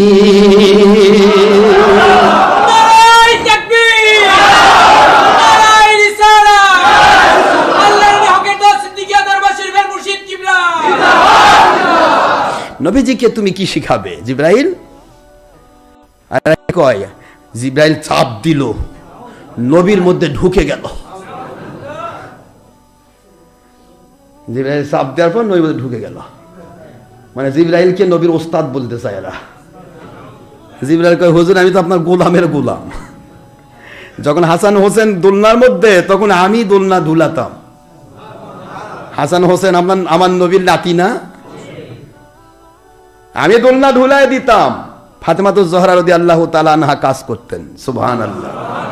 সেই জিবরাইলকে বানাইছে আখিরি নবীর ওস্তাদ। আল্লামাহু শাদীদুল কুয়া, এই কুয়ার ব্যাখ্যা করে ডার ব্যাটারিরা, কয় জিবরাইল শাদীদুল কুয়া, মহা পরাক্রমশালী শক্তিশালী জিবরাইল নয়, জিবরাইলের মালিক। কত ব্যাখ্যার ভুল। এই জন্য তো হুজুর বলেছেন কোরআনের বাণী। আপনাদের কি বুঝাবো আমি? সিরাতাল লাযিনা আনআমতা আলাইহিম। এ নামাজি, এ সলাতি, নামাজে দাঁড়াইছো, ইয়্যাকা না'বুদু ওয়া ইয়্যাকা নাস্তাঈন। তুমি তো 3 নম্বরে বলেই ফেললে, আল্লাহ একমাত্র আপনার সাহায্য চাই, আপনারই কাছে ইবাদত করছি। ইবাদত তো করেই ফেলেছো, তো পরের নাম্বার 4 নম্বরে এসে বলছো কেন ইহদিনাস সিরাতাল মুস্তাকিম। ও আল্লাহ আমাকে সিরাতাল মুস্তাকিমের হেদায়েত দাও। হেদায়েত পেয়ে গেলে তো নামাজই পড়তেছো, তো ইবাদত করতেইছো, হেদায়েত চাচ্ছ কেন? এবার আমার আল্লাহ বুঝাচ্ছেন হেদায়েত কোনটা। এখন শোনো, তোমার নামাজ কখন কবুল হবে, তোমার আল্লাহর কাছে চাওয়াটা কখন কবুল হবে, তোমার সাহায্যটা কখন আসবে। সিরাতাল লাযিনা আনআমতা আলাইহিম। ওই সমস্ত মানুষকে মেনে নাও যারা এমন ভাবে কোরআন সুন্নাহর তাফসীর করে যে তাফসীরে আল্লাহ খুশি হয়ে নিয়ামত নাজিল করেন। কথাটা কি ক্লিয়ার? সিরাতাল লাযিনা আনআমতা আলাইহিম, তাদের সিরাত, তাদের পথ সঠিক, তাদের পথ আল্লাহর কাছে কবুলযোগ্য, সেই পথে চলে ইবাদত করো, নামাজ পড়ো, রোজা রাখো, হজ করো, যাকাত দাও, যা করবে, দোয়া করো, সব কবুল হয়ে যাবে। কারণ তাদের পথে যখন তুমি চলছো, একই কোরআনের ব্যাখ্যা বিভিন্ন প্রকার হবে, হাজার প্রকার হবে, লক্ষ প্রকার হতে পারে, কিন্তু যারা সিরাতাল মুস্তাকিমের উপর আছে, আল্লাযীনা আনআমতা আলাইহিম, নিয়ামত প্রাপ্ত বান্দা, যাদের উপর নিয়ামত আল্লাহ দান করে থাকেন, নিয়ামত আল্লাহ তাদের উপরেই দেন যাদের উপর আল্লাহ সন্তুষ্ট। ওই রাদিতু লাকুমুল ইসলাম দীনা, ইসলামকে যারা মানার মতো মেনেছে তাদের উপর আমি আল্লাহ সন্তুষ্ট। জোরে বলুন সুবহানাল্লাহ। তাদের কাছে যাও, তাদের মত অনুসারে চলো, তাদের ব্যাখ্যা অনুসারে চলো। ওরা যে কোরআনের ব্যাখ্যা করে, ওনারা যে হাদিসের ব্যাখ্যা করে, যেই ব্যাখ্যায় আল্লাহ খুশি হয়ে নিয়ামত নাজিল করেন, এই নিয়ামত প্রাপ্ত বান্দাদের ব্যাখ্যা মতো যদি তুমি চলতে পারো, তাহলে তোমার আল্লাহর কাছে সাহায্য চাওয়া, আল্লাহর ইবাদত করা কবুল হয়ে যাবে। জোরে বলুন সুবহানাল্লাহ। এই জন্য নিয়ামত প্রাপ্ত বান্দা দরকার, ঠিক না? ঠিক এই কথা আল্লাহ বুঝাইলেন। বাবাজিরা আমার, সময় একেবারে নগণ্য, ছোট দিন, যদিও হুজুরের বাণী আমি আপনাদের শিখাইয়া দিয়েছি। নবীজি পাক সাল্লাল্লাহু আলাইহি ওয়াসাল্লাম জুমা এবং জোহরের রক্ত কতক্ষণ পর্যন্ত টাইম, কতক্ষণ টাইম দিয়েছেন? আসরে আজান পর্যন্ত। ততক্ষণ আসরে আজান দেওয়া জায়েজ নেই, হারাম, যতক্ষণ পর্যন্ত আসরের ওয়াক্ত না হয়েছে, জোহর ওয়াক্ত শেষ না হয়েছে। সুবহানাল্লাহ বলেন। জোহর জুমার ওয়াক্ত যখন শেষ হয়ে যাবে তখন আসরের আজান হবে। একটু সুবহানাল্লাহ বলেন। মাঝখানের টাইমটা কিসের ওয়াক্ত? আগের ওয়াক্ত, জুমার ওয়াক্ত।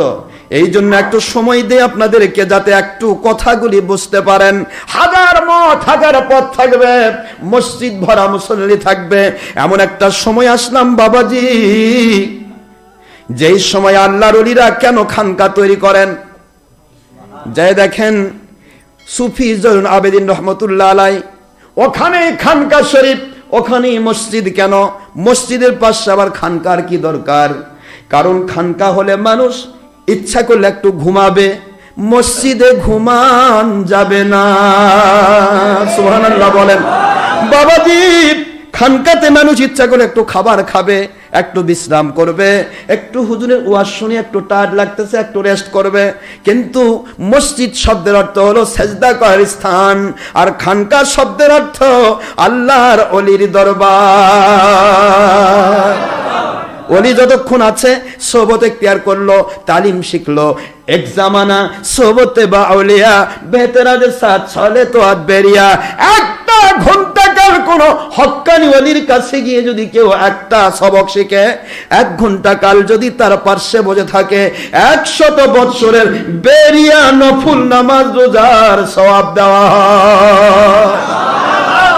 ওলির কাছে আছে, সোহবত পেয়ে গেল, ওলি বাসায় চলে গেলেন, তার হুজরা খানায় চলে গেলেন।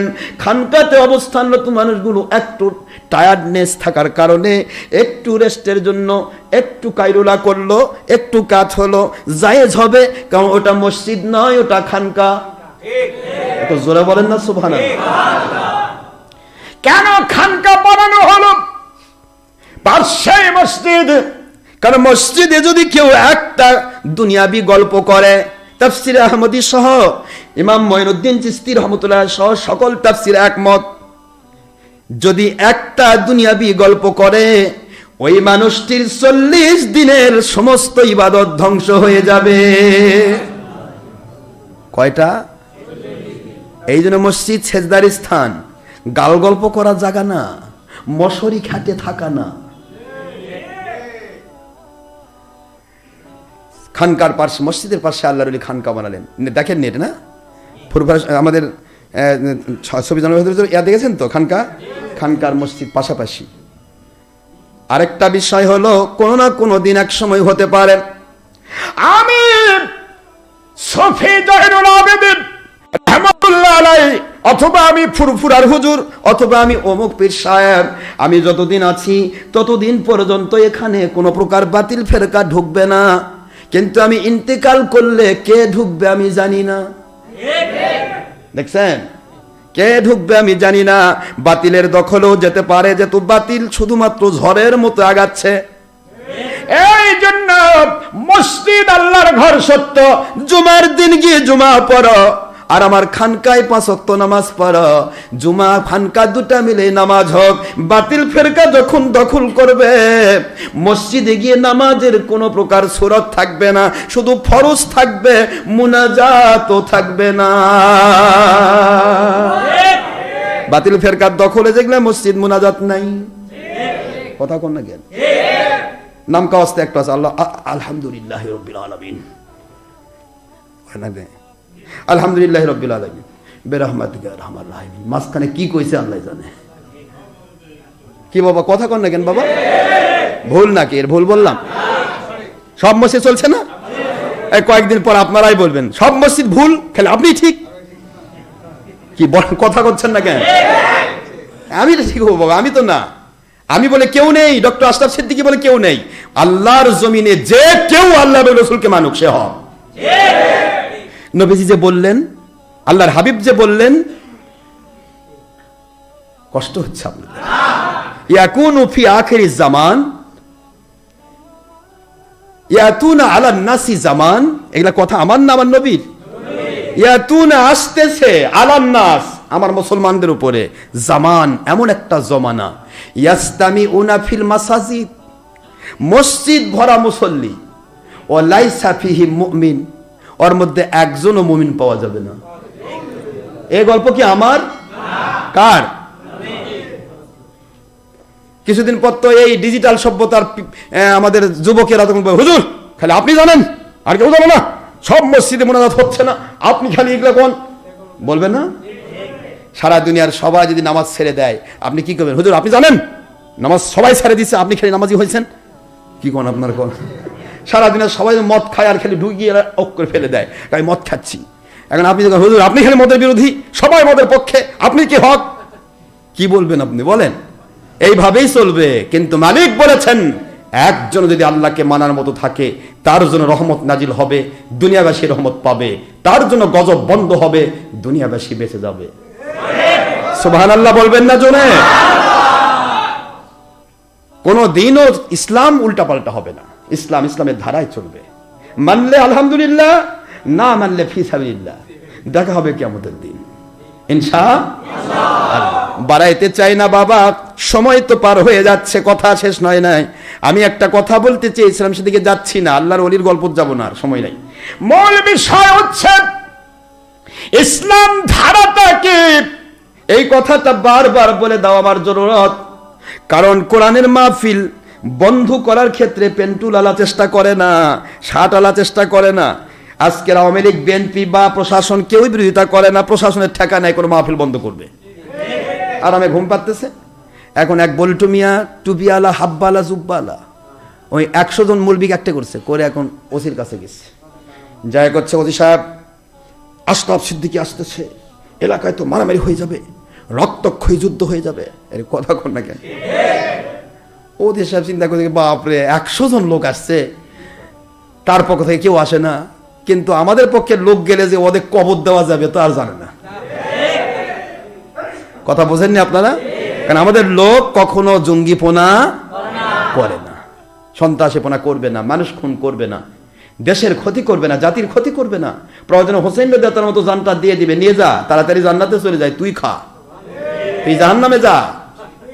কথা বোঝেননি? এই জন্য আমাদের লোকেরা কখনো এভাবে করে না।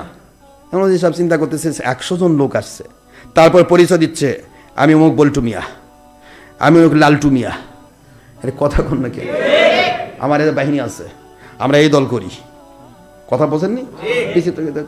আমি চিন্তা করছে, বাপরে এখন এদের কথা না শুনলে তো আমার চাকরি নড়বো না, আবার শুনলেও 10-20 হাজার টাকা পাওয়া যাচ্ছে। একদিকে শোনা আর একদিকে পাওয়া, দুটাই পাচ্ছি। আরেকদিকে গেলে, এটার বিরুদ্ধে গেলে হয়তো ক্ষতি টতি হতে পারে, উল্টাপাল্টা উপরে নালিশ টালিশ করে উল্টাপাল্টা করতে পারে। দরকার না ভাই, তোমরা 100 জন আসছো, ঠিক আছে। বোঝেননি আপনারা? তাহলে মাহফিল বন্ধ করার জন্য টুপি আলার চেষ্টা করতেছে, এটা কি আমাদের কোন ছোট আলামত? কথা কথা বলেন না কেন? ওরা যদি পারতই, আর ওসি সাহেব বা প্রশাসন তারা যে যদি রিস্ক নিত, যদি আল্লাহর সন্তুষ্টির পথের মানুষ হতো, তাহলে বলতো ভাই ঠিক আছে, তাহলে ওনাকে ডাকি, আপনারা 100 জনে থাকেন, আশরাফ সিদ্দিকীর সাথে কথা বলেন, কি সমস্যা আপনাদের সমাধান হোক। তা বলতে পারছেন, কারণ বললেও ওরা বলবে দরকার নাই, আপনার এলাকা আপনি ভেজাল নিয়ে আসবেন কেন? কথা বোঝেননি আপনারা? ভেজালের তো দরকার নাই, ওকে আসতে দেন না, তাহলে তো হয়ে যায়। তোমরা এলাকায় কতগুলা মুন্সি আছো, কত ভালো ভালো মুন্সি, নিজেদের দামি দামি বলো আমরা এই হয়েছি সে হয়েছি হক্কানি আলেম, তো তোমরা সব কয়টা একটা হও বাবা, হয়ে আমাকে ডাকো না কেন? দেখো তোমাদের যদি আমি নতুন মুসলমান না বানাতে পারি। তোমরা তো মুসলমান হতে পারোনি। মুসলমান যে হয় তার আকীদা হবে, একটা এলাকায় যদি কোনো ওয়াজের মাহফিল হয়, কুকুর শুয়োরও খুশি হয়, আসমান জমিনের সবাই খুশি হয়, কুকুর শুয়োর খুশি হয়, দুনিয়াতে যত সিরাত বাবা সবাই খুশি হয়। আল্লাহ আপনার জমিনে আপনার কথা হচ্ছে, ওয়াজ নসিহত হচ্ছে, জোরে বলুন সুবহানাল্লাহ। কিন্তু একটা গ্রুপ খুশি হবে না, সেটাকে আল্লাহ মুমিন বলেনি, সেটাকে আল্লাহ কি বলেছে? ওয়াকালাল্লাযীনা কাফারু লা তাসমাউ লিহাযাল কুরআন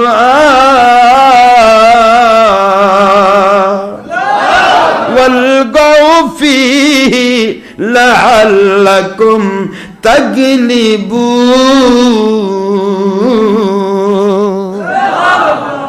আল্লাহ বললেন সূরাতুল হামিম সাজদা, কোন সূরা বাবারা? হামিম সাজদা 24 পারায় খুলুন। আল্লাহ স্পষ্ট করে দিচ্ছেন 26 নম্বর আয়াত শরীফে, ক্বালাল্লাযীনা আমানু নয়, ক্বালাল্লাযীনা। এখন আপনারা অর্থ করেন, কি করব এখানে আমি? অর্থটা কি করবেন আপনি? আমি বলি তার হুজুর কাফের কইল। কোরআন কি বলছে? ক্বালাল্লাযীনা কাফারু, কাফেরেরা বলতো, কিয়ামত পর্যন্ত বলে থাকবে, চেষ্টা করবে, ইচ্ছা করবে, বিভিন্ন সিস্টেম বের করবে। কাফারু কারা? কাফেরেরা। কি? লা তাসমাউ লিহাযাল কুরআন, এই কোরআনের বাণী কাউকে শুনতে দিও না, নিজেও শুনো না। এর নিম কি আল্লাহ কইছে যে আল্লাহ পাক যে বলেছেন চতুষ্পদ জন্তু জানোয়ার নিকৃষ্ট এরা, ইন্না শাররাদ দাওয়াবি ইনদাল্লাহি সাম্মুল বুকমুল লাযিনা লা ইয়াকুলুন, সূরা আনফালের 22 নম্বর আয়াত শরীফ, যে যারা বুঝেও না বুঝার ভান করে, ধর্মের নামে অধর্মের কাজ করে, এরা যাবতীয় চতুষ্পদ জন্তু জানোয়ার, দুনিয়াতে বিচরণশীল যত নিকৃষ্ট জন্তু জানোয়ার আছে তার চাইতে এরা নিকৃষ্ট। এদের কোনো র্যাঙ্ক নেই। এরা কোরআনের মাহফিল বন্ধ করার জন্য প্রশাসনকে বাধ্য করছে, কিন্তু প্রশাসনে তো ঠেকা নাই কারো মাহফিল বন্ধ করার। মাহফিল হচ্ছে হোক, চুপচাপ আর আমার ঘুম পাচ্ছে, তারা কোনো আসবেও না। কিন্তু একজন যদি মোবাইলে কয় মারামারি হবে, তাহলে প্রশাসনের মাথা খারাপ হয়ে যায়। আমার এলাকায় যদি মারামারি হয়, আমার চাকরি থাকবে না, আমাকে কৈফিয়ত দিতে হবে, কেন আমি এটা করতে যাব? আমার তো মাহফিল করানো ঠেকা নেই, ঠিক না? ঠিক ধরে এই সুযোগটা এরা গ্রহণ করতেছে। আল্লাহ দেখ বোঝার তৌফিক দিন এই বাতিল 72কে, এদেরকে আল্লাহ পাক সত্যিকারে আল্লাহ আল্লাহ তৌফিক দিন সবার না, আমিন। বাবাজি আমার, আমি আপনাদের খেদমতে এইটুকু বলতে চাই, এটা কেন করে? অলগাও ফিহি লাআল্লাকুম তাগলিবুন, তোমরা যে ধর্মের নামে অধর্মের কাজ করছো, এই অধর্মের কাজগুলি প্রমাণ হয়ে যাবে, তোমরা মানুষের কাছে পরাজিত হবে, মানুষ তোমাদেরকে ছুঁড়ে ফেলবে যদি তোমরা আল্লাহর কোরআনের সত্য কথা শুনতে দাও, কাজে ওটা বন্ধ করো। কি কথা বুঝতে পেরেছেন? এই কথাটা কাফেররা বলবে, ক্বালাল্লাযীনা কাফারু, সেটা আল্লাহ বুঝাই দিলেন। তো আমরা মুমিন হিসেবে মরতে চাই, ঠিক না? ঠিক বলুন। এই জন্যই বলছি, আপনি আমি যেখানেই থাকি আমরা আল্লাহর সন্তুষ্টির পথে থাকবো। একটা দৃষ্টান্তের মধ্যে আমি শেষ করে দিচ্ছি, আপনারা ছোট্ট করে আমাকে বলবেন, একটা গাছের মাতবরি নয়, গাছটা লাগাইছে যে কেউ লাগাক, গাছটা আমের হোক অথবা যে কিছু হোক, আমি ধরেন, আম ভালো করে চিনেন আপনারা, আমি ধরেন আমের গাছ লাগানো হলো, আমের গোড়া আছে, শিবা শিকড় যত কিছু আছে, মূল সবই আমের, কাণ্ডটাও বড়, এটা মোটা, এটা আমের, এর বড় বড় শাখা প্রশাখাগুলা, মোটা মোটা যে শাখা প্রশাখাগুলা, এগুলাও আমের। নাকি মোটা শাখা কাটে কোনো কলম লাগানো যায়? যায় না। এখন উপরের ছোট ছোট কচি কচি শাখাগুলাকে কেটে কেটে কলম লাগানো যায়। কথা বলছেন না কেন? কলম লাগানো যায়। এরকম মোটা গাছের মতো মোটা, এটা কি কেউ কলম করে? তো কলম করে কোথায়? চিকুন সাইজের ডালগুলোতে। তো পুরা নিচে কাণ্ডও কিন্তু আমের, গোড়াটাও, মূলগুলাও, ওপরে বড় শাখাগুলাও, উপরে গিয়ে প্রশাখা, এই প্রশাখাগুলো বিভিন্ন ডাল হয়ে গেছে। মনে করেন যে 500টা ডাল হয়ে গেছে। কয়টা ডাল হয়েছে? এই 500টি ডালের ভিতরে যে কয়েকটা ডালে আপনি দেখবেন আম হতে পারে, কোনটা ছোট, কোনটা বড়, কোনটা লম্বা, কোনটা মোটা, কোনটা ল্যাংড়া, এই কথা কোন না কেন, কোনটা গোপাল ভোগ, বিচিত্র আমের আপনার নাম থাকতে পারে। কয়েকটা ডালে আম ধরছে, কিন্তু আমের ইয়াটা বিচিত্র, ছোট বড় মাঝারি, কিন্তু আম। কিন্তু এর মধ্য থেকে 72টা ডালে ধরেছে কোনটা তেঁতুল, কোনটাতে জলপাই, কথা কোন দেখে, কোনটা এক এক রকম ফল ধরেছে। বিচিত্র ফলের দেশ বাংলাদেশ, ফল বিভিন্ন ফল ধরেছে, আমও ফল, ওটাও ফল। এখন আপনি যদি জ্ঞানী হন আর যদি বলেন হুজুর যদি আপনার কথাই ঠিক হয়, তাহলে ওই অতগুলা জলপাই ধরেছে আমের গাছে, ওটা কি ভুল? কথা কোন, আরে ভুল নয় তো, শুধু আমের গাছের ডাল কেটে বিদেশি জলপাইয়ের কলম লাগাই দিছে, ওটা ভুল না। কিন্তু ওটা আমের গাছ ব্যবহার করে ও ফল খাচ্ছে ঠিকই, ওটা আমের গাছ নয়, ওটা জলপাই। কথা বলছেন না কেন? গোড়ার সাথে, মূলের সাথে, কাণ্ডের সাথে, মূল শাখার সাথে ফলের যেটা মিল থাকবে, ওটা ওই ফলগুলি বলতে পারে আমি আসল। আর বাদবাকি যেগুলা ফল, জলপাই টলপাই, বাদবাকি যে 72 প্রকার ডালে যেগুলা ধরছে, যতই চকমকা জলপাই ধরুক, এটা জলপাইটা এটা কলম করা জলপাই, আমের গাছ, এটা জলপাইয়ের গাছ নয়। ভারত, পাকিস্তান, বাংলাদেশে ইসলাম এসেছে আল্লাহর ওলিদের মাধ্যমে। ইসলামের গোড়া হলো অলিয়া উলিয়া। এখন অলিয়া উলিয়ার গোড়ার থেকে বের হয়ে এখন ওর বেটা গেছে 3 চিল্লা মারবে, আশা করছে আমি ঠিক। ঠিক আছে বাবা, তুই ঠিক, কিন্তু তুই জলপাই, আম না। বিদেশি চারা, খালি কলম লাগাইছে। কথা বল না কেন? তাছাড়া তোর বাপ তো আমের ছিল, তো তুই আবার জলপাই হলি কেন? তোর বাপকে অস্বীকার করতে চাস? গোড়া তো ঠিক আছে, গোড়া আম, সব আম, দোষ ওরও নয়, যারা কলম করেছে তাদের দোষ। ঠিক না বাবা? এই লোকটাকে যে টেনে নিয়ে গেল, ও সারা জীবন ছিল অলিয়া উলিয়ার পথে, হঠাৎ করে টেনে নিয়ে গিয়ে চিল্লা মার্কা বানালো, হঠাৎ করে টেনে নিয়ে গিয়ে কতলকারী বানালো, জিহাদ পাঠি বানালো, কথা করছেন না কেন? জঙ্গি বানালো, সন্ত্রাসী বানালো, হঠাৎ করে টেনে নিয়ে গিয়ে হেফাজতি বানালো, কওমি খারেজি বানালো, তবদিগি চরমনায় বানালো। পাখা মার্কা বাতাস খেলে আল্লাহ নবীর উপর কি হয়? ভোট দেওয়া হয়। এই সমস্ত জিনিস টেনে নিয়ে করলো, এগুলা প্রত্যেকটারই দোষ নয়, খালি কলমের দোষ। কারণ এদের বাপ দাদা 14 পুরুষ মিলাদ করেছে, কিয়াম করেছে, হাত তুলে মোনাজাত করেছে, আল্লাহর ওলিদের পিছে পিছে ঘুরছে, নবীকে আমাদের মতো বলেনি, বড় ভাইয়ের মতো বলেনি, মাটির মানুষ বলেনি, জঙ্গিপনা করেনি, সন্ত্রাসীপনা করেনি, মানুষ খুন করেনি, দেশের ক্ষতি, জাতির ক্ষতি, ইসলামের ক্ষতি করেনি, সত্য বলেছে, অসত্যের বিরুদ্ধে বলেছে। ঠিক না? বা ঠিক জোরে করে সব সময় এরা সব কথা, এদের বাপ দাদা সব ছিল আমের গাছ, কিন্তু এরা একটু কলম কেটে খালি উল্টা হয়ে গেছে, যার কারণে এরা উল্টা পাল্টা করছে। এদের পূর্বপুরুষরা কোনোদিন ছবি ভিডিও জায়েজ কয়নি, মানুষের ভুল হচ্ছে, সাধারণ মানুষ ভুল করতেছে, কিন্তু কোনোদিন জায়েজ বলেনি। কখনো এদের পূর্বপুরুষরা চরমনায় টিভি নাম দেয়নি, কওমি টিভি নাম দেয়নি, হেফাজতের টিভি নাম দেয়নি, ওই তো আব্বাসী টিভি নাম দেয়নি। এদের পূর্বপুরুষের কোনো টিভি ছিল না।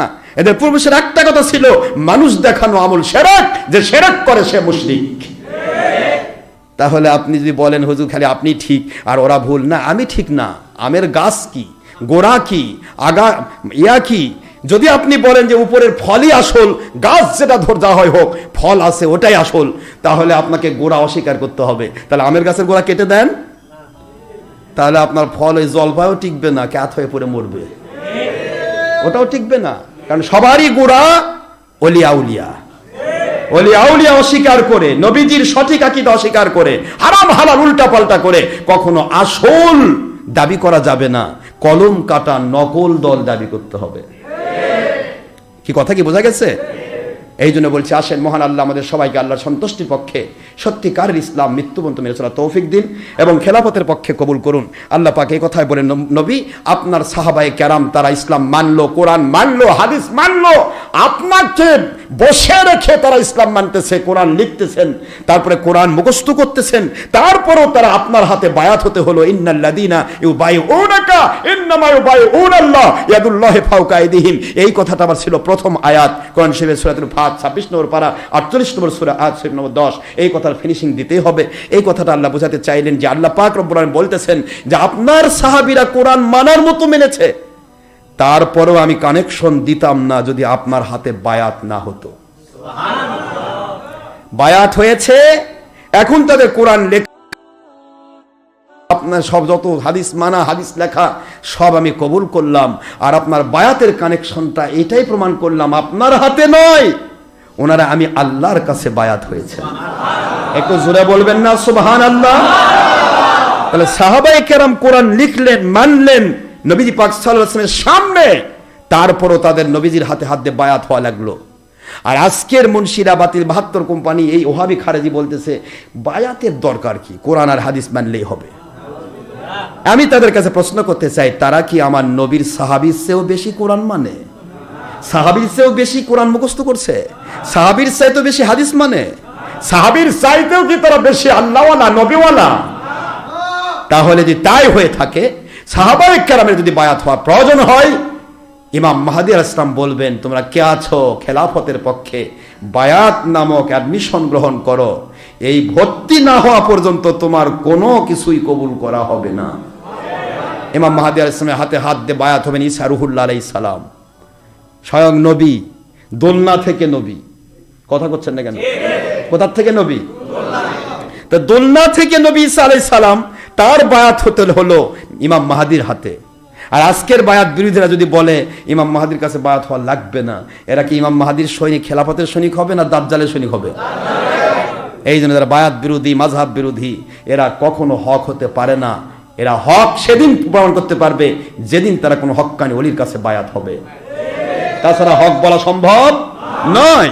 কারণ ইমাম মাহদীর কাছে বায়াত হবে ঈসা আলাইহিস সালাম, দোলনা থেকে নবী। তিনি বলেছেন আনা আব্দুল্লাহ, আমি একবার ডাইরেক্টলি কোরআনের বাণী, কোরআন শরীফে আমার আল্লাহ স্পষ্ট করে ক্বালা ইন্নী আব্দুল্লাহ, আমি আল্লাহর বান্দা, আতানিয়াল কিতাব, আমাকে এই দোলনাতেই আমার আল্লাহর পক্ষ থেকে কিতাব দেওয়া হয়েছে ইনজিল, ওয়া জাআলানি নাবিয়্যা, আমাকে নবীর র‍্যাঙ্ক দেওয়া হয়েছে। সুবহানাল্লাহ বলবেন না? সেই ঈসা আলাইহিস সালাম দোলনা থেকে নবী, আর আপনার আমার আখেরি নবী, যার হাতে হাত দেওয়ার মতো সুযোগ তার হলো না, ইমাম মাহদীর হাতে হাত দিয়ে বায়াত হবেন, আর হাত বাই হাত আমার নবীর হাতে গিয়ে পৌঁছবে, তবেই না আল্লাহ পাকের কাছে বায়াতের কানেকশন তিনি পাবেন, নবীজির উম্মতের মর্যাদা পাবেন। সেই ঈসা রুহুল্লাহ আলাইহিস সালাম তিনি দোলনা থেকে নবী, আর আজকের বাতিল 72 ফেরকার 4 নম্বর মুন্সিরা কয় আখেরি নবী 40 বছরের নবী, 40-এর আগে নবী না। তোমরা কয় নম্বর নবীওয়ালা দেখা হবে আল্লাহর কাছে ইনশাআল্লাহ। আল্লাহ আমাদের বোঝার তৌফিক দান করুন। সবারই বায়াতের দরকার আছে না নাই? ওমা আলাইনা ইল্লাল বালাগুল মুবিন। হাদা মা ইনদি মা ইনফাদ মা ইনদাল্লাহি রাসূলিহি সাল্লাল্লাহু আলাইহি ওয়াসাল্লাম। বাক সুবহানাকাল্লাহুম্মা বিহামদিকা আশহাদু আল্লা ইলাহা ইল্লা আনতা আস্তাগফিরুকা ওয়া আতুবু ইলাইক। আমার আল্লাহ পাক আমাদের সবাইকে আল্লাহ সন্তুষ্ট করে কবুল করুন। সবাইকে যেন আমরা কি অহংকার করব না। মূল ব্যাপার আল্লাহ দয়া করে করাচ্ছে, আমরা করছি, ঠিক না ব্যাঠে? তিনি দয়া না করলে আমরা কিছুই করতে পারবো না। এটাই মুসলমানের কাজ হবে। সবাইকে যারাই আল্লাহ আল্লাহ রাসূলের সন্তুষ্টি মোতাবেক চলে তারা আমাদের মাথার তাজ। যারা আল্লাহ মানুষের সন্তুষ্ট চলে না, সে যে কেউ হোক, তার সাথে আমাদের মারামারি নাই, কিন্তু আমরা হক হিসাবে তাকে মানতে পারবো না। আসসালামু আলাইকুম ওয়া রাহমাতুল্লাহি ওয়া বারাকাতুহু।